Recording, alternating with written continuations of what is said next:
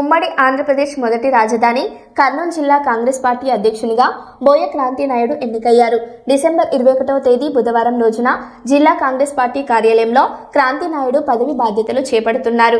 బోయ క్రాంతి నాయుడు జిల్లా కాంగ్రెస్ పార్టీ అధ్యక్షునిగా ఎన్నికవుతున్న సందర్భంలో బళ్ళారి చౌరస్తా నుంచి కాంగ్రెస్ పార్టీ కార్యాలయం వరకు ర్యాలీలో పాల్గొన్న అనంతరం కాంగ్రెస్ పార్టీ కార్యాలయం చేరుకొని పదవి బాధ్యతలు చేపట్టిన అనంతరం కార్యకర్తల సమావేశంలో బోయ క్రాంతి నాయుడు కాంగ్రెస్ పార్టీ జిల్లా అధ్యక్షుని హోదాలో మొదటిసారి మాట్లాడనున్నారు.